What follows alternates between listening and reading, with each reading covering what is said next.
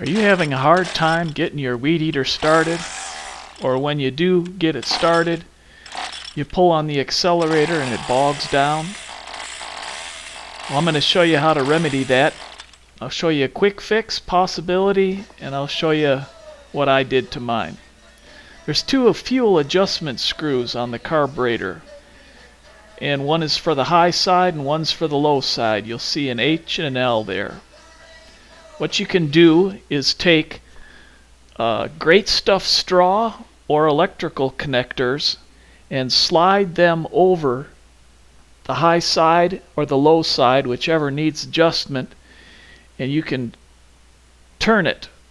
Now there's also a tool that you can buy. I think they're about 10 bucks a piece off of eBay.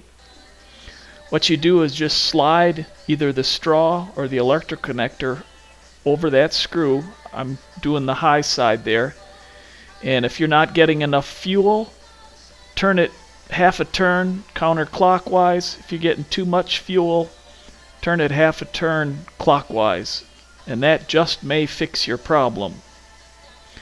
Now, if that doesn't fix your problem, or you want to make sure that your carburetor's right, you can go ahead and pull it off. It's not hard to do. You just take those two screws that hold the filter housing and the carburetor on. You take those screws off, remove the cover, and the carburetor comes right out.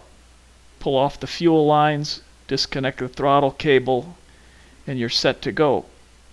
Then all you do is take the primer bulb cover off, and under there'll be a gasket, and also that little round hole is a screen, and that can get dirty.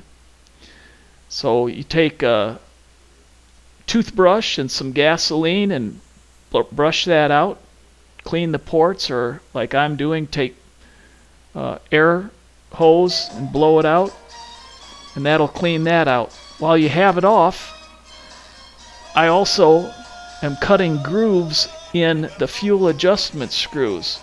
Now some people might do that with a Dremel with a cutoff wheel on it. I don't have one, so I'm just using a hacksaw that I have. It's real soft metal, and it'll take you less than a minute to cut that.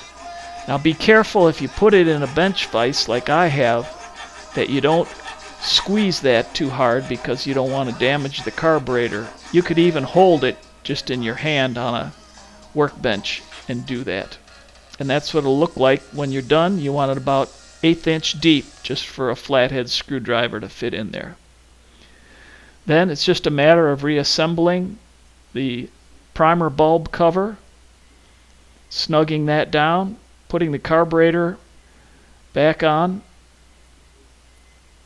You don't want to tighten those screws too tight because you're working with soft metals and plastic parts, but you definitely want it snug because you don't want air getting in there.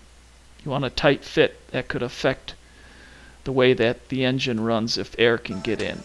Hook up the fuel lines, and then the throttle cable, you just push down on the throttle and it'll slip right in there. And the only other thing is to put the filter back in, and I'd recommend cleaning that in soapy water and rinsing it out well. Make sure that it's dry before you put it in. You can put a couple drops of oil on it too if you'd like, and it'll catch dirt better and protect your engine. We're all set with the adjustment screws, and we'll go ahead and give her a try. Put the choke on, hit the primer bulb about 4 times, and it's running. And it's already running better just from cleaning the carburetor without any adjustment. And I'm going to adjust the high side. I'm going to turn it clockwise to limit the fuel until it starts skipping. Listen.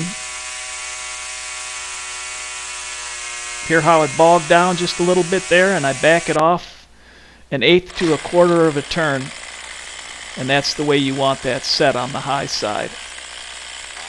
Listen how sweet that runs, and look at how responsive that throttle is. If you'd like to learn how to properly adjust your carburetor, check out my video.